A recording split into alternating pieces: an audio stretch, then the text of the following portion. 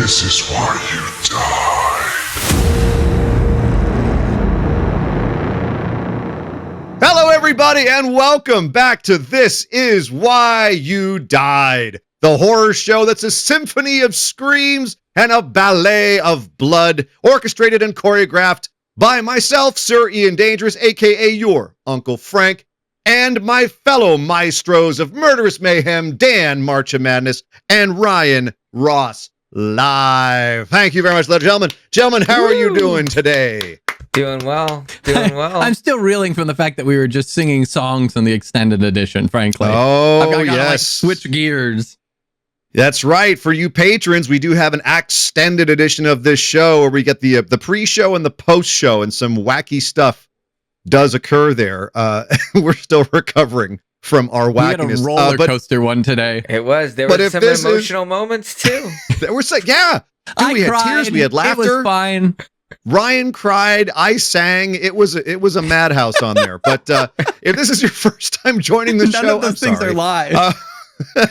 We are the horror show that picks prompts at random from our 666 possible prompts in our buckets of the beast. And we are then inspired by those prompts.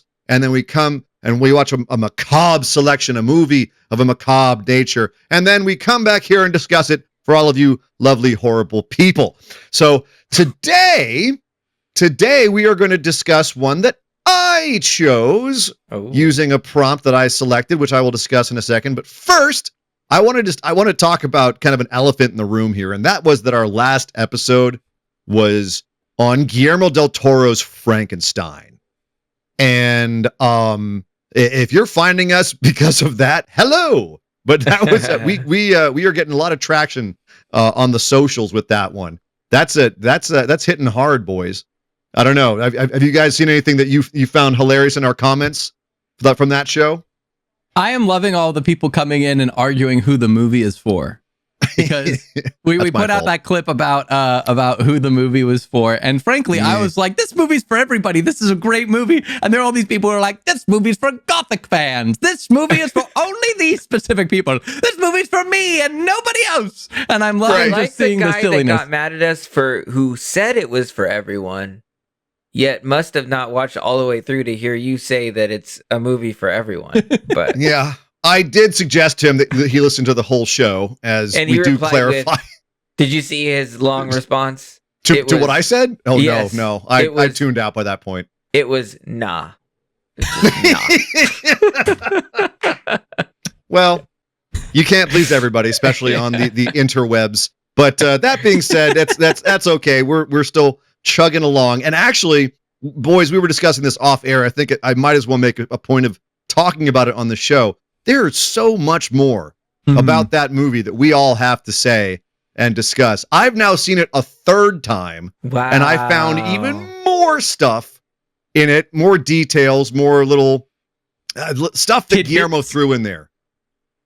Details, that sort of thing. It's crazy. So I'm very much looking for, I think we're going to have to make a bonus episode for our patrons, just like a deep dive. I think so. Everything that did make the first episode, because we had to stop it and make it at a reasonable time, and we still have one more to say. We were on a roll. We could have kept going. We had to stop ourselves. But so we that'll be coming up. We'll do another bonus episode. Our last bonus episode was an interview with the lovely Naomi Grossman. This one will be a deep dive into Frankenstein. And then we've got a bonus episode in December, which will be our holiday episode. Last year's was fantastic. I'm looking forward to doing that again. I think we've got some exciting plans for this one, so we'll have to see how it all shapes up. Mm-hmm. I think what we should do is the three of us pick a movie and then roll to see which one we get. Ooh, perhaps a competition, if you will, gentlemen. I like that. On guard. But that being said, for this evening, for this afternoon, whenever you're listening to us, we are going to discuss a movie that I picked based on the prompt Missing, which was kind of difficult to find a movie for, because I don't know. It came down to The Vanishing, or the movie that we ultimately landed on, The Wicker Man. The original Wicker Man from 1973. Boys, had you seen this movie before, Ryan? Shocker, no. Had you ever heard of it? Well, I knew of. Is the one with Nick Cage a remake, or is it a different movie? Okay, yes, it's a remake. So I was aware of that mostly from the bees meme, and like the fact that scene is famous. But I don't remember I don't know anything else about it. And I didn't frankly realize that it was a horror movie. Oh. But that's because I knew nothing but the name and the scene. Yes. But it is a horror movie, a fairly famous one that is in part responsible for supposedly starting an entire subgenre. Yeah. But we'll discuss that. Dan, what about you? Had you seen the OG Wicker Man? You know what? Surprisingly, I had not seen the OG. I had seen so much of the Nicolas Cage portions of it that I feel like I got part of the story. And honestly, the Wicker Man is on so many of like top 100, top 50 must-watch horror movies that like lists that I feel like over the years of just watching those compilations, I've learned the story of the Wicker Man just because they recap it so many times. Yeah. But so it's like I hadn't watched it all the way through, but I'd seen scenes, and of course I'd seen the iconic ending multiple times. So, but this is my first watch all the way through. All the way through. All the way. So you knew a lot about it. What now? This is one thing I have to ask before we go into discussing the Wicker Man. What was the length of the movie that you watched? Because there are like 4 different cuts of this version of this particular movie, this Wicker Man 1973. Dan, how long was your version? I think mine was like 88 minutes or something like that. It was just shy of an hour and a half. Okay, so you watched the theatrical version. Okay. And then Ryan, how long was yours? Mine was longer. Mine was, I think, like 141. Although that's not the long version. Wow. all of it seemed to be. I joked in our group chat that it felt like the shot to shot were filmed on different quality of camera, because there were very high resolution shots that looked like a normal movie, and then there were shots that looked like I was looking through a bad security camera, and they were all intermixed, and it was very distracting. But I watched the whole thing. I'm going to explain that right now as soon as I give our spoiler warning. Bam, bam, bam, bam. Going forward, major spoilers for The Wicker Man if you haven't seen it. And if you haven't, go see it. It's fantastic. And it's 50-something years old. So do yourself a favor. You should know by now. Plus, you're like Dan, and you've seen it a million times on all these lists, and you're like, I know what happens. It's good. So go watch it anyway. You were not prepared for the stuff that happens in the middle, let alone the end.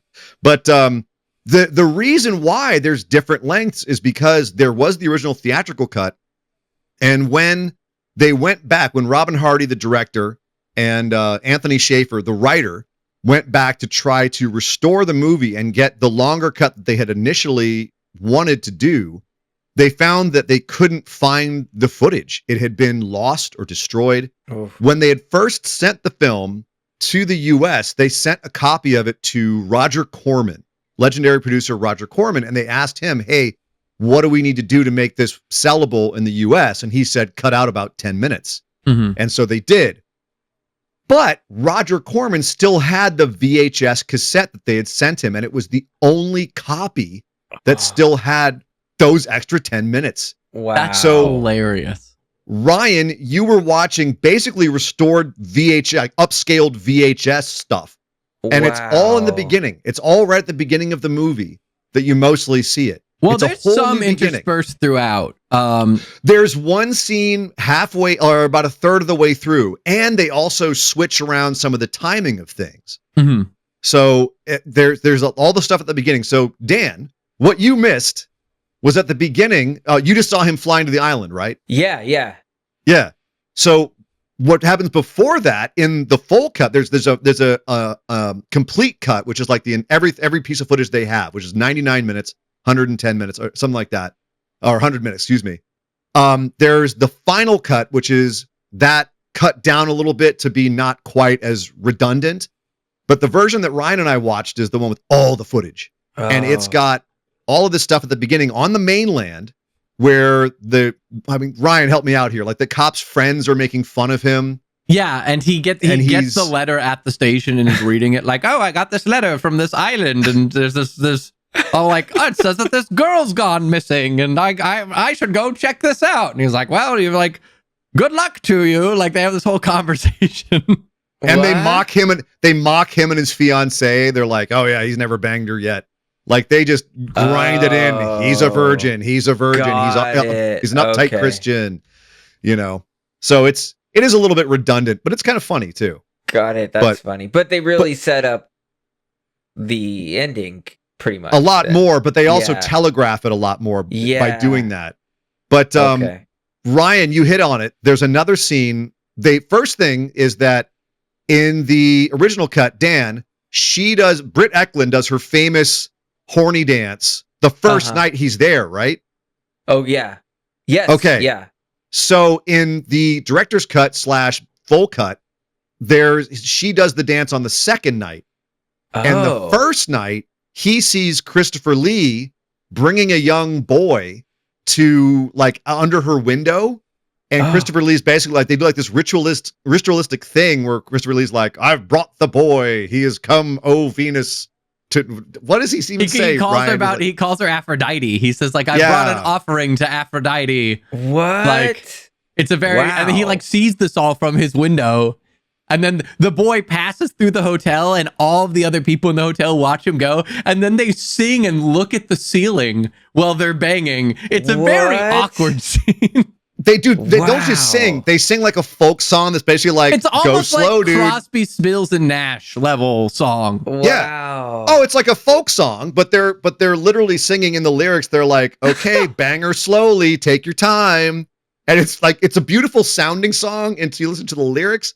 It's kind of like a microcosm of this movie. But then there's also Christopher Lee has a monologue afterwards, which I both love and hate this monologue because it gives away the whole damn thing.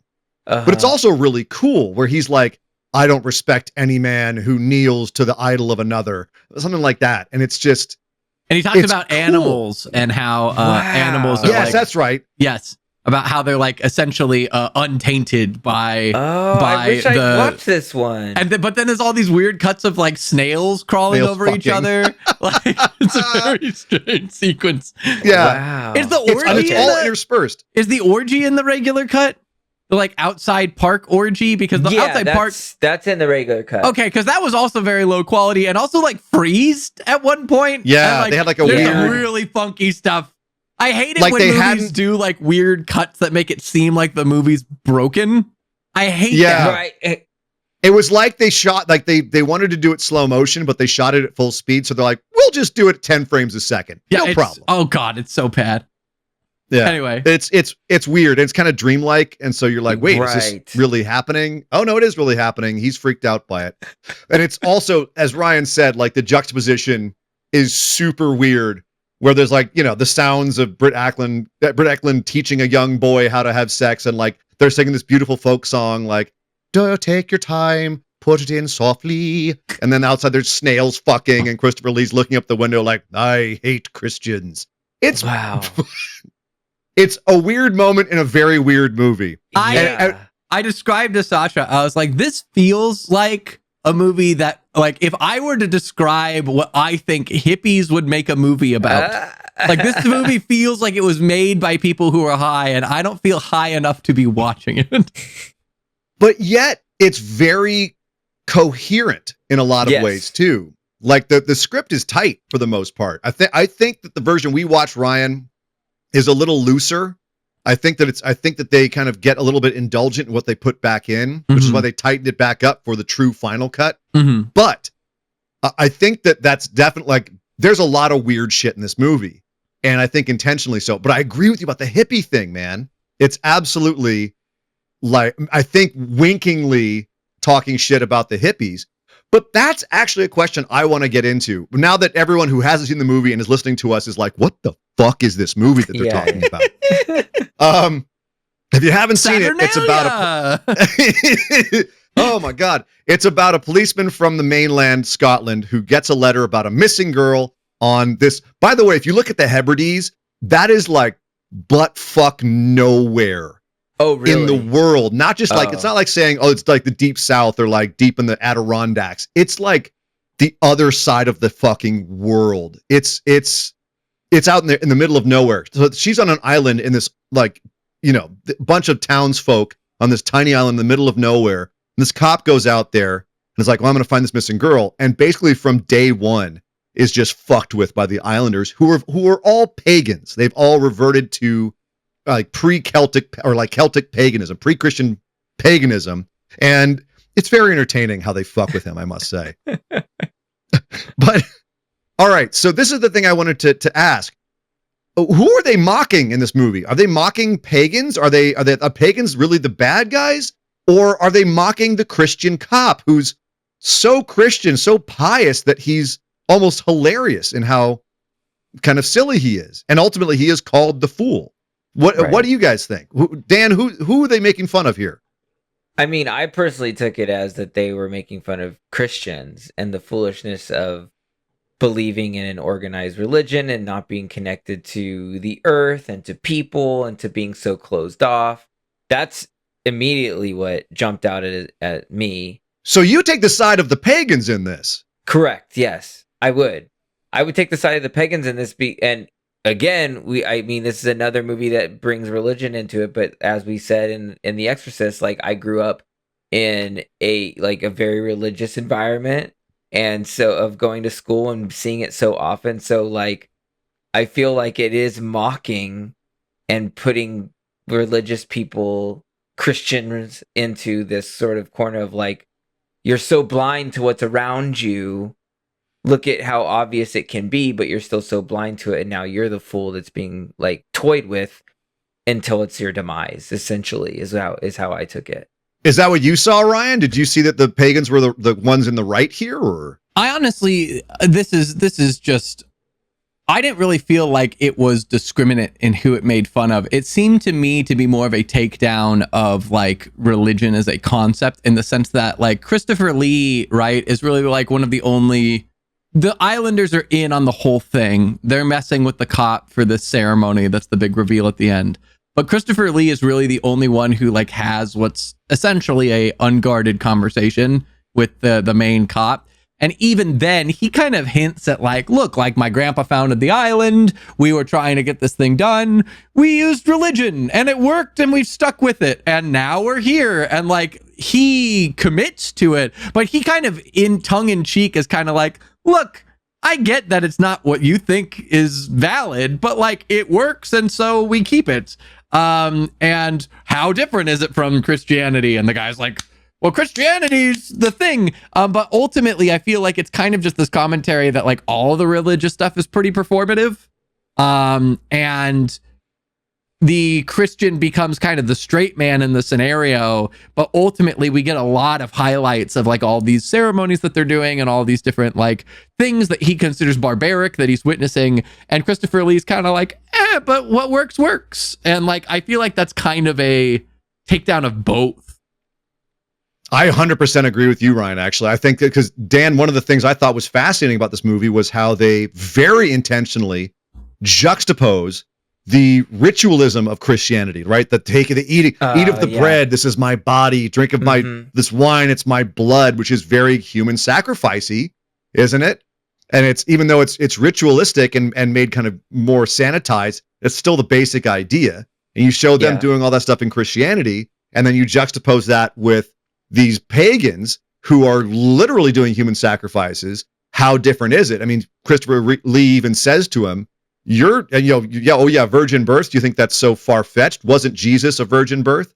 And challenges him directly and says, isn't your religion just as seemingly outlandish as ours? And that's why this movie, I think, is so intelligently made, is that it doesn't, I don't know if it takes sides. Like you can empathize more with one than the other, but I think that it does kind of take down both sides. And also, I mean, the heathens, the pagans in this they're kind of chaotic. They're using frogs to cure throats. Like, that's pretty barbaric. So there's an argument to be said for the civilized cop as well. Well, honestly, I like it's funny because prior to you asking, I hadn't really taken it as they were really making fun of either as much as it was more just I just kind of just took it at face value too. Of like it felt more like a narrative device to me. And like once you asked the question, I was like, well, I feel like it's pretty in both directions. But at least upon viewing, I was more focused on the events unfolding and the actual like narrative devices at play than I was at the like meta narrative of the religious aspect, because I feel like the religious aspect of specifically all of the rituals and what they're trying to do and all of this stuff is a vehicle to deliver not only the chaos and confusion of the cop, but then ultimately to this big reveal of like, oh, you've been in the ceremony the whole time, congratulations. And so it didn't even really like, although I can see that angle in discussion, it's not something that I took upon viewing. Do you think that it's too subtly done in the movie where like it's just kind of an undercurrent, or were you engaged enough with the story that it didn't matter? I'd say probably, I don't know that it was really that subtle upon like discussion. Like I can definitely see how it's like, oh, okay, well, this is just kind of a commentary on all of it. But I think, sorry, trying to put words to it. I think essentially like what it culminates for me is the fact that like it was a subtext, right? Like it wasn't the main text. The main text was everything going on, and the fact that there was this like they have the missing girl as the main pursuit, and then all the islanders essentially become the antagonists of the cop. And so like I was engaged with it. I will say I like kind of wanted it to like I wanted more from it. I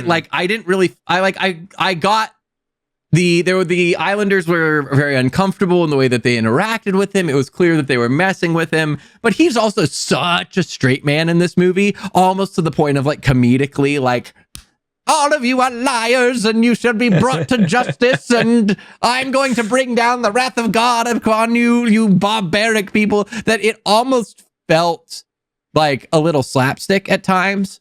And I kind of wanted it to be a little bit more driven in its delivery. I wanted a little bit more of the back and forth between like the actual plot, right? Because the plot essentially all happens off screen. We're with the cop from beginning to end. We're witnessing only what he witnesses. And I kind of wanted a little bit more of the like nefarious play going on to kind of get a little bit more of that undercurrent of like unease outside of just like, oh, everyone's, because they almost make it lighthearted. Everyone's kind of fucking with him, and like it almost feels like a prank up until it's no longer a prank. And so I wanted a little bit more weight to it. See, actually, it's funny that you say that. And Dan, I want to get your opinion on this in a second too. But so now I've seen this movie 30, 40 times. Jesus. And well, full disclosure, No I pun used to have a intended. band that full disclosure, I used to be in a band that called was the Wicker Man? No, called the House of Rabbits. And we actually, and then before that we were Feast of Fetus. Long story short, that we had a lot of stuff that House was of very Rabbits is much heavily more tame. Well, we actually had to change it to House of Rabbits because we were getting booked with death metal bands too often. Oh. We were not that.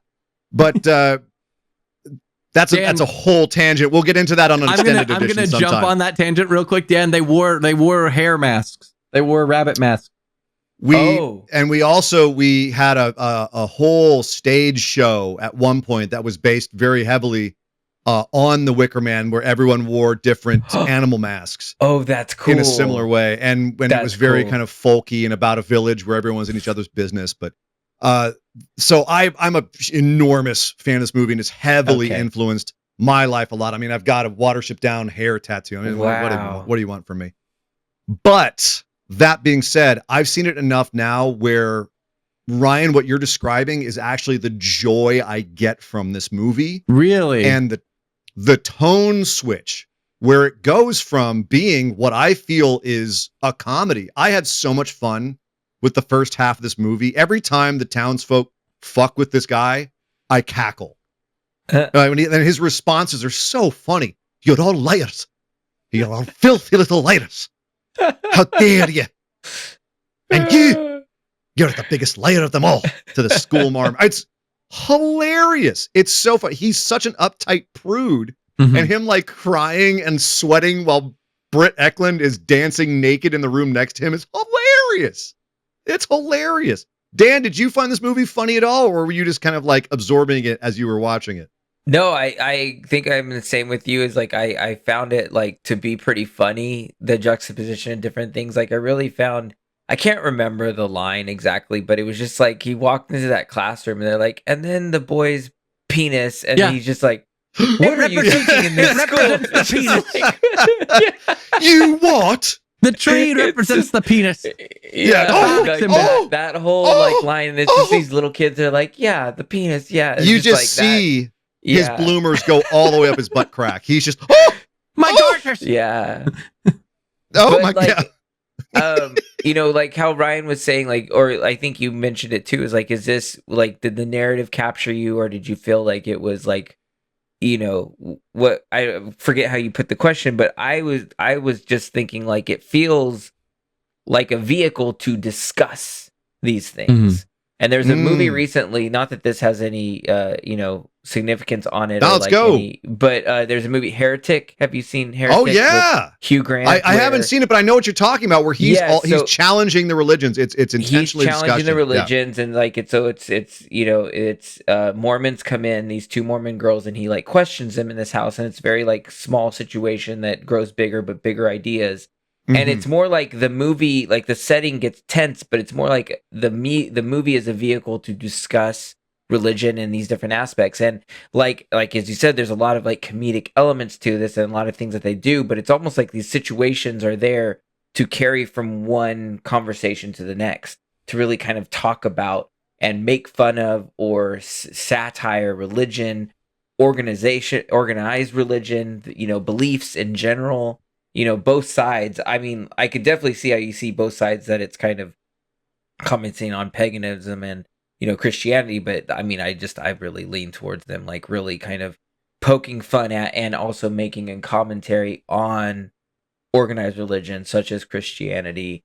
And I love like how they, like you were saying, how they're comparing, like, you know, taking the body and the blood of Christ is no different than you're sacrificing a human body. Here it's like, you know, you're essentially doing the same thing. So I like that the movie is this narrative story, but it's also a vehicle to kind of discuss these different aspects of organized religion and beliefs in general. And there's a lot of juxtaposition. I mean, even the end, they're all singing their, you know, gathered in a circle, dancing and singing. The, you know, the summer is like human in, sing, cuckoo, sing, cuckoo. They're all happy, like, we're burning the Christian. We're burning the Christian, la, la, la. And he's in his Wicker Man screaming back at them, the Lord is my shepherd, I shall not, he layeth me down. But he's singing his own song back at them. The two sides just singing their songs at each other, you know. And it to me, it's hilarious, because when the Christians came to those islands covered in pagans and they went to their holy sites and said, nah, this is the church now. Same thing happens to the Christian in this movie, where he goes to a church and they're like, nah, this is our site now. Again. Yeah. Well, honestly, that scene's the most chilling in the film by far. Oh, really? Yeah, the church scene? No, the singing. The singing. I was gonna say. No. The church is the church is, as is most of the movie, an odd scene. There's a woman like breastfeeding, holding like, an egg, and holding an egg in the middle of a decrepit display of broken crops, I guess, that they've just left there for a year? ? But like, no, the Wicker Man scene, the actual the final scene, is, I think, the truly most impactful moment of the film. It's absolutely like and PETA hates this movie because of that scene, I'm sure.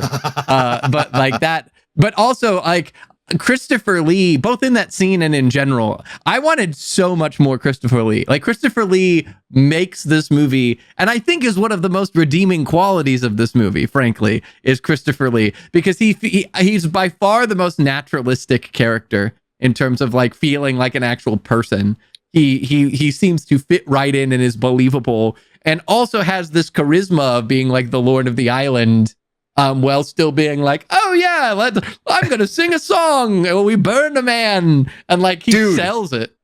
There's no way you can be a Christopher Lee fan and not see this movie, where you might be used to him being Dracula, or, you know, tall and regal with slick back hair, and Yeah, very, very, poised and composed. And then next Count thing you see him in this Dooku. movie with a wig and like white face, like doing a jig down a road, and then screaming about how we're going to burn the Christian with his hair going everywhere in the wind. It's a whole different Christopher Lee than what you're used to. Well, also, this is the first time I've ever seen young Christopher Lee, and it explains some things.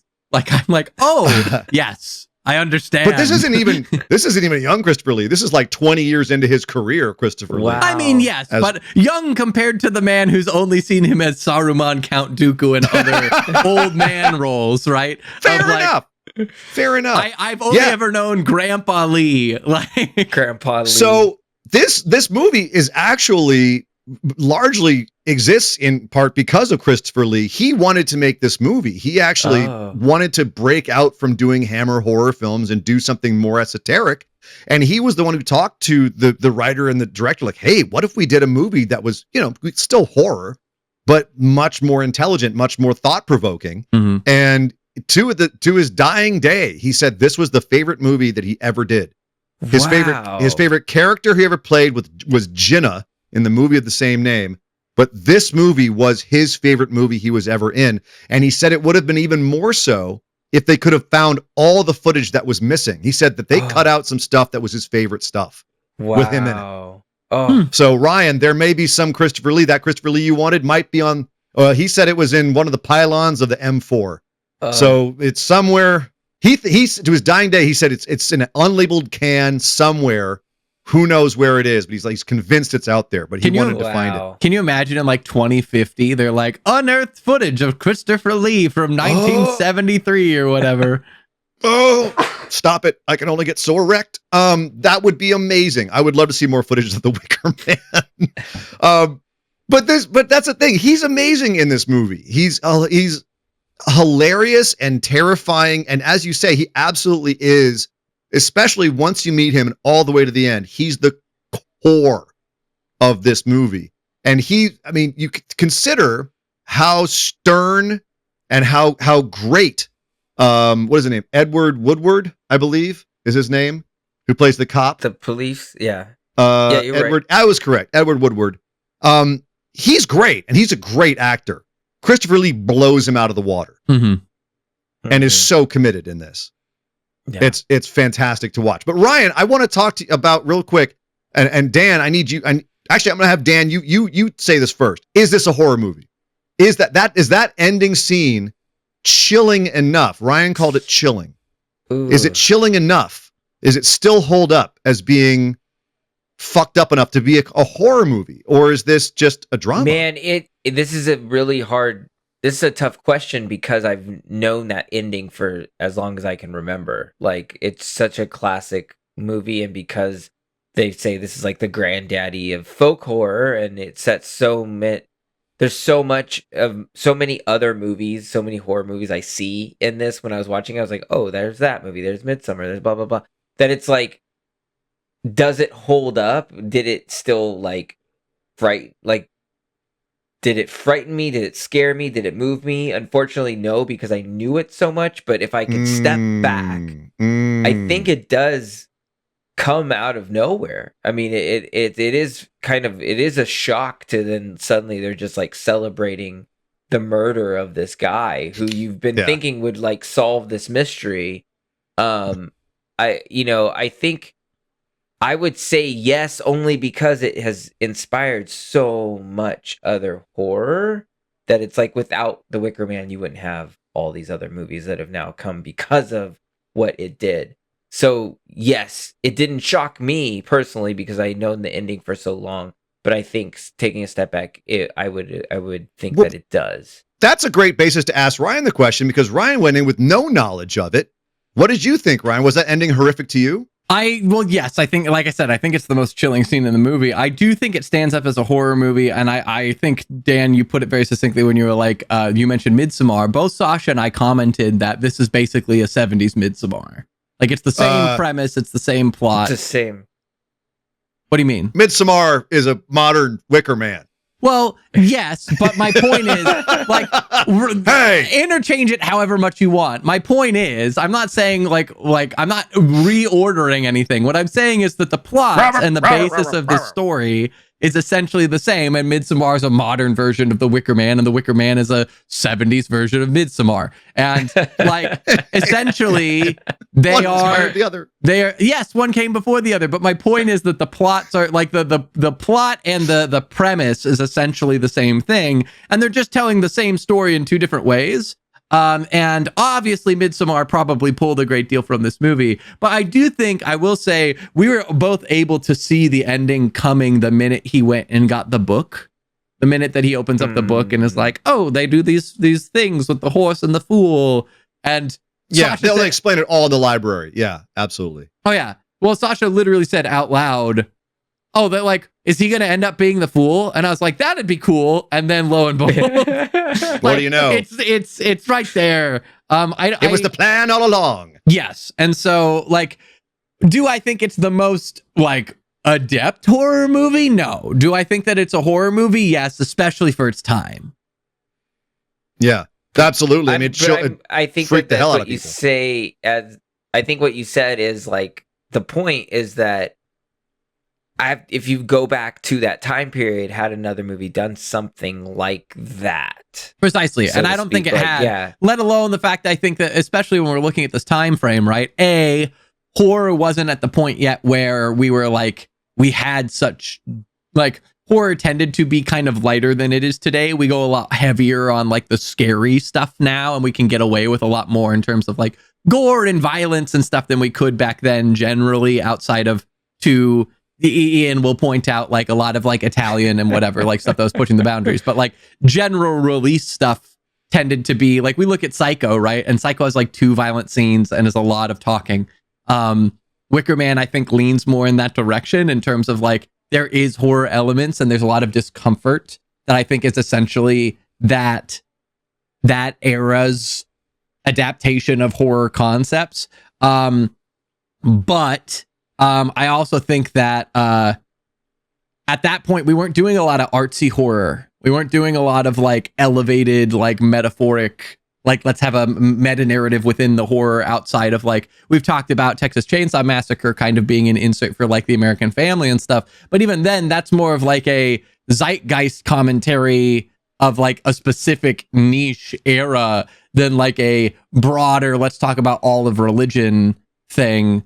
I think, but that's why Christopher Lee wanted to make this, though, precisely. Is because it was a little bit more intelligent than the average run-of-the-mill horror film, which at the time they did get pretty gory, relatively. But the shocking thing about this is all the transgressiveness. You know, he walks out and people are fucking on the lawn. You know, everyone's being very, very openly sexual with each other. Like, there's a lot of anti-Christian stuff going on in his face, and that would have been very shocking. This was made for a British audience primarily. It would have been very shocking for them. As he says, this is still a Christian country. You know, like, it would have been very jarring. We're not in Kansas anymore, Toto. Precisely. We're somewhere else. And that was why this is one of the trifecta of movies that is credited with being the roots of folk horror. This and Blood on Satan's Claw and Witchfinder General with Vincent Price.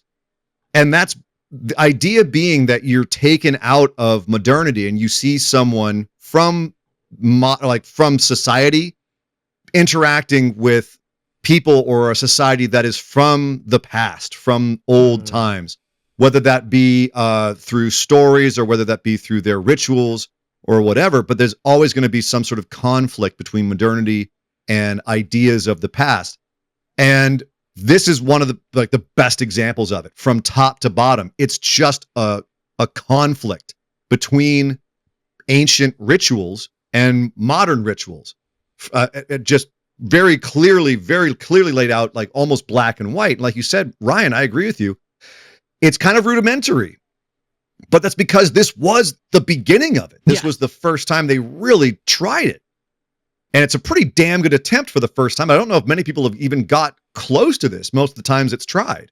I agree. And I think that most of it stands up. I just think that in some ways its datedness is tough, especially like we talked about, like the formatting stuff. was a little brutal to Right. work through. But that's just my experience. Dan, go ahead. It's not HD. I can't watch it. Dan,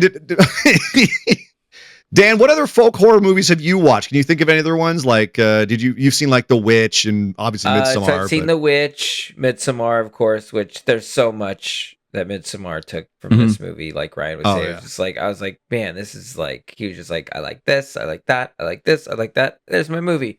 But then also The Ritual. Oh yeah, that's a great one. That kind of, and that's what's cool because that kind of like turns more folk horror-y as you go. And then also Kill List, which is a surprisingly folk horror movie, which brilliant. You don't know is a folk horror movie. So that's what's like. Those are kind of the ones that kind of like pop in the top of my head that I could think of. But yeah, I don't know. It's one of my favorite subgenres because they tend to be good movies because they're all kind of following the structure that these movies made. Yeah, and it's a damn solid backbone to a movie. I think. You know what? The movie this reminded me of too. I don't know if you guys if you read the book or if you saw the movie, which it was not horror, it was more thriller, but Girl with the Dragon Tattoo. Yes. Yeah. That kind of leans it because you have the family that are kind of outside of society and they have their own little culture. Right. Missing daughter. This outside detective comes in and like is like been pulled in all these different directions and there's a twist. You know, it's like that's a great call. It's kind of horror. There's a serial killer involved. There's a serial killer. So yeah. So but it's creepy. It's a little bit more of that thriller. It's brutal. There's a Skarsgård involved. It's horror. Yeah, that's true. Is that the bar now? At least in the American version, Daniel Craig bears a more than passing resemblance to Edward Woodward. So there you go. Yeah, I'll go there. But that being said, there were some people in this movie that I really did not like, and they might be getting my Mike Logan Award. Gentlemen, do you have a Mike Logan Award for this movie? Should we vote on a Mike Logan for Wicker Man? There's a couple of really unlikable people in this one. I got mine. Go for it. Oh, who do you got? Yeah. I got the main cop. Really? Oh, yeah. Just our main character. Our main character. You are 100% in on the pagans, aren't you? You're like, fuck these Christians. I'm like, this guy is stuck up. He is immediately condemning people he knows nothing about. He is just like, he's pushing his beliefs on people, knowing nothing about their past or their lives. I'm like, yeah, go bye in that Wicker Man. You go. See, I could go right back at you and say I could choose Christopher Lee because he's pushing his views on this cop. He tricked this cop into coming to the island, and the cop stayed there for most of the time not because of his Christian beliefs, but because he believed in right and wrong. He was trying to find this missing girl, and he was going to get to the bottom of it if it killed him. He was doing his job. It did. He was doing his job. To the best of his ability, though. He could have left at any point, but he was going to do it right, the right thing. And it got him killed because Christopher Lee wanted to put his beliefs onto this cop. And he killed him for it. Why did they choose that cop, though? No, but you even said, Dan, Christopher Lee's, or was it Ryan? One of you guys said Christopher Lee is the one guy in the movie who has all the information. He knows what he's doing. It's just religion. It's the powerful using the religion to control the poor, to control the lesser people. And he knows he's doing that. He knows he's using religion to control people, and he doesn't care. The cop even says to him, dude, if the crops fail, they'll come for you next year. And Christopher Lee goes, doesn't matter, you're going to die. Whoop, and gets rid of it. So right back at you for the same reasons. I'm going to say Christopher Lee. Ryan? Valid. Dan's defense, though, the cop has the stick so far up his ass it's tickling his uvula, dude. But does he deserve to die for it, Ryan? No, but I can agree with Dan that he sucks. But I won't give him my Mike Logan. My Mike Logan, frankly, out of everyone in the movie, if there's one person who just sucks in this movie, it's the teacher. The teacher. Look, I'm a big teacher fan. What? This teacher sucks. She's like, what? She has all the kids lie to the official in front of him. And then she's like trying to she actively is like, don't look in my desk at the registry. I don't like, she's just going all about everything all the wrong ways. And then she's like, here, let's just go talk outside. She like totally talks down to the guy who's just trying to do, he sucks, but he's just trying to do his job. She totally talks to him. And then the next time that we see him, she's singing with Christopher Lee and drinking wine and they're about to shag. And like, she's just like living it up. And you're like, God, like, she's just a pain in the ass this whole movie. She's, by the way, on a fur rug, she's going to shag on the shag. I mean, that's poetry. But wait a second, you're mad at her because she's a little bit pedantic to the cop? No, when it's her job? No, I am mad at her because out of everyone in the movie, everyone's messing with the cop and everybody's having a good time with it. And she just like, she doesn't even have a good time with it. She's just annoying. So, okay, so you like the bartender better because at least he's like not annoying about it? Oh, absolutely. He's clever. He's fun. He's like, he sucks, but he's silly. Like the teacher's just I think my issue with the teacher, frankly, is I think out of everyone in the movie, the teacher could just not be in the movie and it would be no different. Like she's just a useless character that just stands that like she's just. Okay, if we're talking about those type poor of Leslie Mackey. You remember the mom of but the thing is that I feel like the mom adds to the whole thing of like the fact that she's literally covering up for her daughter. I feel like the mom matters because the thing is she plays along multiple times and at one point even goes like, why are you still here? Like she's really fucking with him. She's really getting in his head. The teacher doesn't get on that level. Frankly, we could remove the teacher and all of the stuff still happens. Wow. But the teacher actually, the point of the teacher, I think, is to show that they're actually educating these kids on like the deeper meanings of their own religion. Like they're actually not just telling the kids, this is what we believe, just believe it, shut up. They're actually having like, it's almost like the upper levels of Judaism where they're like teaching like this is a phallic symbol. All right. And we wrap this up to. They could also like, he could walk in and they could be studying their books and that could be the case without the teacher being there.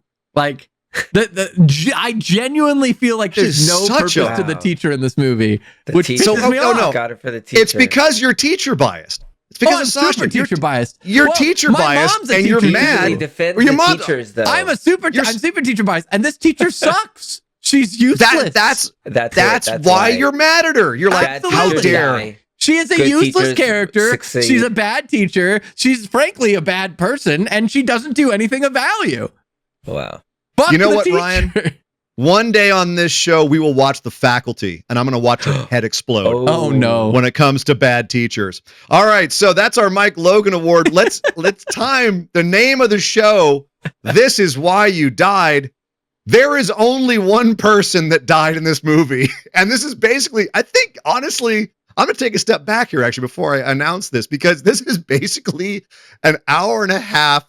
This is Why You Died. This whole movie. It's true. Just an hour and a half of This Is Why You Died. That's true. Hold on. Before I even put it out to us, guys, he ends up being the fool. Mm-hmm. Like this is like the whole movie is why he's died. Like the mascot for our show. Yeah, it really is.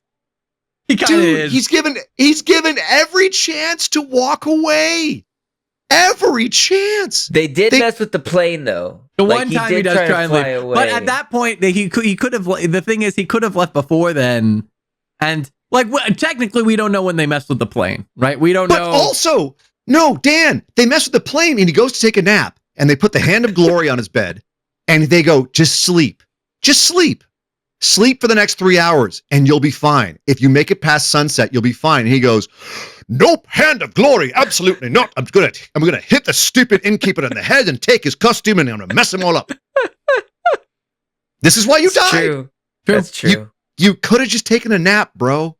Honestly, I think if there was any point that I think is what led to his demise, I do think it is where he takes out the innkeeper. I think that is the definitive moment where at that point his fate sealed. Yeah. Because there's a bunch of decisions that he makes up until that point that screw him over, but like that is the one final nail in the coffin out of point of no return. That he does is the minute he goes after the innkeeper and goes like, "Oh, where is costume?" He's fucked. Yep. That's as soon as he gets into that parade, just dress up and join the parade. Point of no return. I love the costumes too. Like, it's funny because these things are like I see these things and I'm like, oh my gosh, I've seen these things in so many other horror movies. I'm like, wow, this is because of the Wicker Man. So it's cool when you can go and revisit something that's been so influential. But like, even like seeing the Mask reminded me of the remake of what is it? Pet Cemetery. In the remake of the latest Pet Cemetery, there's a whole, they're marching and the kids are wearing the mask. It's like straight up the Wicker Man, like straight up, like, so there's so much even in remakes of remakes that they're kind of appropriate that the best thing in that piece of shit remake was taken from another movie.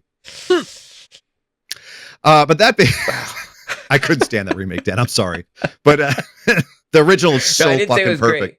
Yeah, the original is great. Yeah, but all right. So the whole movie is that this is why you died. I mean, really but I agree. Point of no return. Takes out the innkeeper, puts on the costume. This is why you died, pal. It's true. That's the moment. Every goddamn chance. All right, Scully time. We have to rate Wicker Man, 1973, Christopher Lee, one of the most influential horror movies of all time. And I'm going to start because it was my pick. So I will go ahead and say it is a 9 for me. It's because, and the reason it's not high, that's pretty damn high. The reason it's high. It's because it's been so influential on my life personally. I feel such a connection with it. I love that movie. It's like a warm hug to me.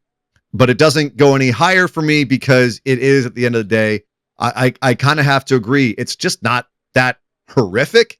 It's got a lot of wonderful things about it, but to me, it's not a perfect movie. It's got some pacing issues. It has some tone issues, and I also think that some of the different cuts kind of diminish it. I'm not sure which cut to really rate, but also I love the fact that it's a musical. I love the music in it so much for many reasons, and also I do want to throw this out there, but I haven't found another time to put it in here, so I'm going to throw it out here. One of the greatest final shots in cinema history.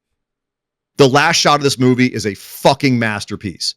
Go watch it again. It's where the head is like it's on fire and it collapses down to show the sunset. Mm-hmm. And the sunset, the sun goes down as the credits roll, and the sun goes below the horizon as the credits finish. It's insane that they got that shot. Because you only have one chance to burn a goddamn Wicker Man that's 2 stories tall. Well, also, I have to imagine that they did more than one Wicker Man, because there's no way that they had him in it for some of those shots and then replaced him and all the animals. Like, they had to have a couple. From what I understand, there was a Wicker Man. Oh my God. That's insane. Britt Eklund actually accused them of harming those animals, and they said none of the animals were harmed. Like, they fought back on that, but apparently it was a bit, That's to be a little dicey if there was only one Wicker Man, because there's some very, very poignant shots of some flames very close to both, the animals and also our actor. A little more chilling to hear about that. Jesus. All right, a 9 skulls from me. Dan, March of Madness, you've seen this before. Or you haven't seen this before, but you know all about it. You went in all about it, knowing everything that was going to happen in this movie. You knew it was a classic. What did you think now that you've seen The Wicker Man? You know what? I was going to go a little lower. I was going to go around a 7. You son of a bitch. But I'm going higher after talking about it again. You know how I get influenced by our chats. Yeah. The Dan March. But I'm going to go with a solid 8. The pacing, yes, still is an issue. Like, it still does feel like a little bit slow. It does feel like it's a small scene setting up to do other conversations, like just to analyze, let's do this scene to go to another conversation. Let's do this scene to go to another conversation. The ending is somewhat telegraphed, like Ryan said, but maybe that's just because I had known it for so long. But it has had so much of an influence on horror in general, and so many movies. Like, I just kept seeing, visual references, storytelling references, structure completely of Midsommar. It's like without that, you don't have those. Without The Wicker Man, you don't have some of these other classic horror movies now. So I'm going to give it a solid 8. You don't burn the bear in Midsommar if you don't burn the man in Wicker Man. No, you don't. Yeah, and Ryan Ross Live, you were the last man standing. What Scully rating do you give to The Wicker Man? You guys aren't going to like me, but I'm with Dan. I'm coming in at 7. Here's the thing. Christopher Lee's great in this movie. I think that he's the best part of the movie. I can see the narrative nuance of the religious takes. I do think that there's a variety of moments in which the Islanders messing with him and his discoveries are uncomfortable and like what's going on. I think the mystery in the movie is done pretty well. Outside, and I do like the music. I'll throw in the music as well. Outside of that, there's a lot of just weird shit in this movie. It kind of wanders around a lot. And I have to be honest, viewing the full cut where it's like, oh, HD, I can actually see the person I'm looking at cutting to like this, like, is that the cop? He's very blurry and he's walking through at night and it's not well lit. And it's like I'm watching some old home video and like cutting back and forth between that was really distracting. And I recognize that that's not a fault of the movie itself, but like it did definitely lessen my experience of viewing. And ultimately, like, it's a really weird movie. Like, I think the ending scene was chilling, and I thought the ending scene was by far the most powerful. But when the movie ended, I was kind of just like, okay, like, I guess that's the movie. And so, like, I can see how it was a major influence. I can see how a lot of things took from it. I can also see how it served as a foundation for a lot of more like kind of artsy kind of like not narrative horror, so to speak, but I guess commentary horror. I don't know what the word I'm looking for there is, but in terms of don't say elevated. Don't say elevated. Fair, but in terms of horror that's specifically having some sorts of more artsy message, I can definitely see how it kind of laid the groundwork for that, especially for its time. But modern thematic horror. Oh, sure. Modern thematic horror. But modern thematic horror. I don't know that I would rush to watch this movie again. I'm glad I saw it, and I think that's cool by me. I will watch it again for all of us, guys. Don't worry. And I will say this: I did watch it when I was way too young. I know I sound like a broken record when it comes to movies on the show of that, but this was like, I mean, I watched this in like single digits. I watched this, and the ending is telegraphed now that we kind of like are trained to see those things coming, and you kind of like, there's no way they're actually gonna kill him. Like, he's gonna get away, right? He's gonna like something's gonna save him. God's gonna save him. Something. Nope. It's so bleak. They just fucking burn his ass. Yep. Like it is. Even when you see it coming, say there will be no remains. They're like, he'll search. He's like, they'll search for me, and they're like, there'll be nothing to find. Nothing. Yeah. What are they gonna find, dude? I will say there are parts of this movie that feel Monty Python-ish at sometimes. It's hilarious. This movie is a very so silly funny. movie. It's so funny. Yeah. I promise you. If you said you're not going to rush to watch it again, but when you do, watch it as a comedy. If you do, watch it as a comedy, and then that tone switch when it all of a sudden shit gets serious. You talked about earlier, Ryan. That tone switch is so much more awesome when you've been laughing up to that point, and all of a sudden they're like, "Oh yeah, by the way, hi, we're surrounding you, and yeah, we're all wearing animal masks, and we're gonna kill you." Yeah. That's true. That is such an awesome tone switch when you've been laughing up until that point. And then all of a sudden, instead of laughing, you're going, "Oh God! Jesus! Jesus Christ!" I will give it its flowers for, I think, the moment that she says, "Did I do it right?" And he goes, "You did it perfectly." I think that moment is where it really feels like, oh God, like that's the serious. Is that where it got you? Shift. Like, because we knew it was coming. But like the minute that she just rushes out and she's just like, "Oh my God, did I do it right? Can I go home now?" Like that, like I feel like that, God moment.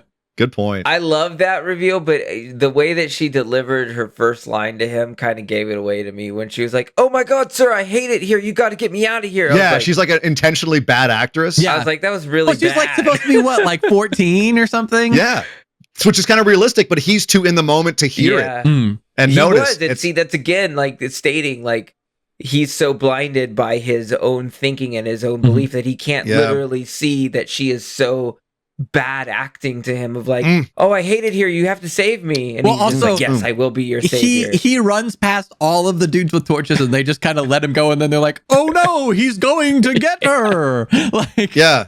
Oh no, because they want him to get it. That's I know. And he doesn't realize. But, he doesn't realize. Like, he's able to just book it past 5 men up a hill, and they're like, "Oh no!" And if you're watching it straight, you're sitting there going, "What? This movie's terrible." They just let him go, and then 5 minutes later, you're like, "Oh shit, they let him go." Nuances. Ryan, you sure you don't want to make it a 7.5 because those beautiful little nuances? At that point I knew it was happening, and I was still kind of like, eh. No, I mean, to be very honest, I really thought going into this movie that I wasn't gonna like it, just because I'd only seen clips, and I thought it's gonna be older. I'm not gonna be able to connect with it. I'm gonna be thinking like, okay, it's okay. But 20 minutes in this movie, I was like, I'm digging this movie, and I really enjoyed it overall. Yeah, that's a good one. I really enjoy it too, except for the fact that I get 13th century Celtic folk songs stuck in my head for days after this movie. But the music is good. Come at the weirdest times too. It's like he's like, I'm here to find this missing girl, and it's like, and then we floated on the log together. It's like, what? It's I kissed my love in the barley. Yeah.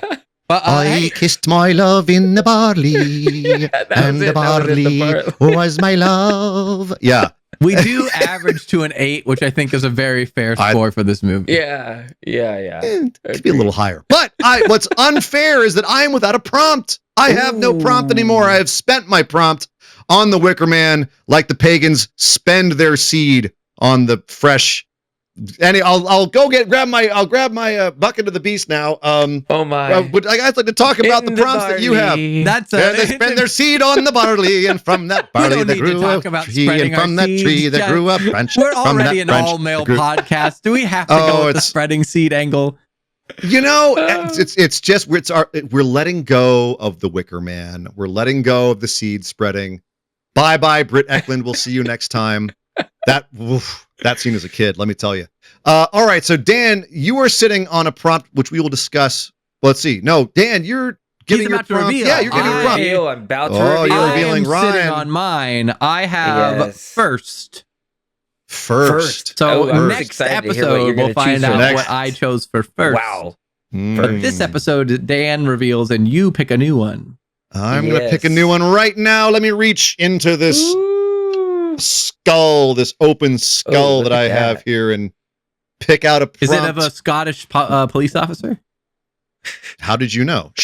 Ryan, don't tell. Christopher Lee? I'm nowhere near as tall or as pretty. Or is dead, isn't he? The voice, yeah, he is dead. Oh. Yeah, I can sometimes Rest do in peace. voice. Spirit is my prompt. Oh, that's a fun one. That's very exciting. Oh man, that's a lot of directions.